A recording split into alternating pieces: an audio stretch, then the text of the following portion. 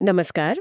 आज हमारे सामने है जून 2025 का एसआरएस सैंपल रजिस्ट्रेशन सिस्टम यानी एसआरएस बुलेटिन। हाँ, एसएलआरएस। इसमें 2022 के भारत के जनसांख्यिकीय आंकड़े हैं, मतलब जन्म दर, मृत्यु दर, शिशु मृत्यु दर, ये सब। बिल्कुल, राष्ट्रीय और राज्य स्तर दोनों के आंकड़े।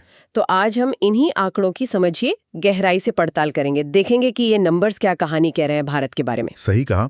और एसआरएस का डेटा, क्योंकि ये 1960 से चल रहा है, काफी विश्वसनीय माना जाता है। हाँ। तो 2022 की ये आंकड़े अगर हम 1971 या हाल के 2014 से भी तुलना करें तो कुछ बड़े बदलाव दिखते हैं। चलिए तो फिर शुरू करते हैं जन्म दर से, बर्थ रेट से। हाँ बिल्कुल है। ग्रामीण में अब भी ज्यादा है, करीब 20.8, और शहरी में 15.5। और राज्यों के बीच का फर्क तो मतलब और भी ज्यादा है। 2022 में सबसे ज्यादा बिहार में 26.9। बिहार 26.9 और सबसे कम तमिलनाडु में 12.1 और अंडमान निकोबार द्वीप समूह में तो सिर्फ 10.2। बाप रे, इतना फर्क। हाँ, टॉप 5 राज्य जहां सबसे ज्यादा जन्म दर है: बिहार, मेघालय, उत्तर प्रदेश, झारखंड और राजस्थान। अच्छा, ये पैटर्न तो काफी कुछ बताता है सामाजिक आर्थिक विकास के बारे में। बिल्कुल, परिवार नियोजन की पहुंच, शिक्षा का स्तर, ये सब कारक इसमें भूमिका निभाते हैं। ठीक है, अब आते हैं मृत्यु दर पर, डेथ रेट। इसमें क्या रुझान है? यहाँ भी राष्ट्रीय स्तर पर गिरावट है।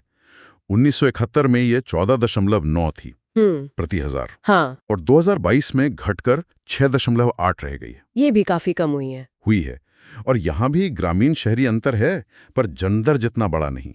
ग्रामीण में 7.2, शहरी में 6.0। ठीक है, और राज्यों में सबसे ज्यादा कहाँ? 2022 में सबसे ज्यादा मृत्यु दर छत्तीसगढ़ में दर्ज हुई, 9.0।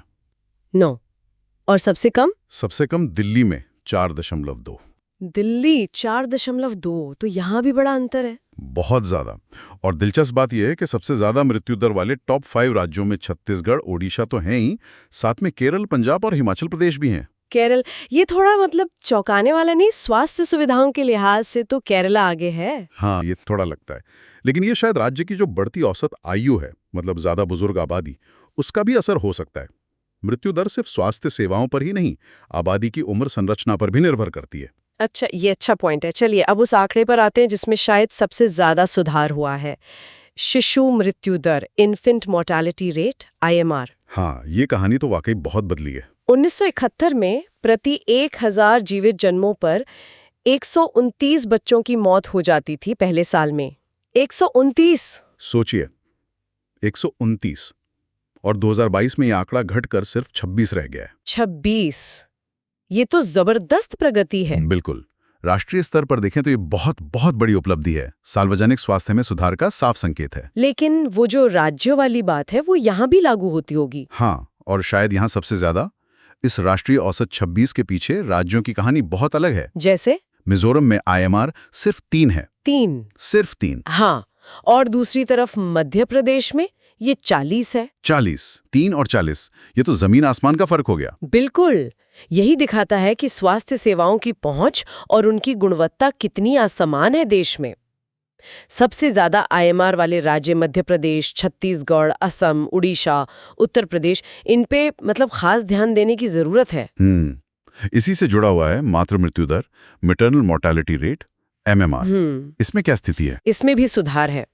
2014-16 में ये 130 थी प्रति लाख जीवित जन्म पर। 130, जो 2020-22 में घटकर 88 रह गई है। 88। ये भी अच्छी प्रगति है। प्रगति सराहनीय है, बिल्कुल।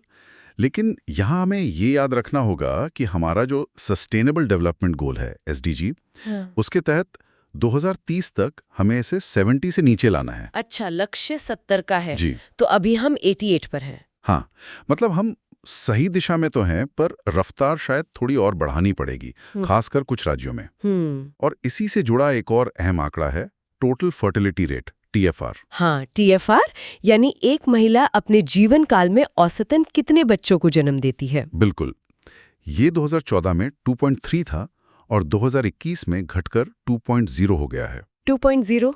ये तो रिप्लेसमेंट लेवल जो 2.1 माना जाता है उससे भी नीचे चला गया। हाँ, ये एक बहुत महत्वपूर्ण मोड़ है भारत की जनसांख्यिकी में। इसका मतलब है कि लंबी अवधि में हमारी जनसंख्या स्थिर हो सकती है या शायद घट भी सकती है। लेकिन इसमें भी राज्यों में अंतर होगा। जाहिर है, बिहार में TFR अब भी 3.0 है, जबकि सिक्किम में सिर्फ 1.1 और दिल्ली में 1.4। तो वो क्षेत्रीय असमानता यहाँ भी साफ दिखती है। सही है।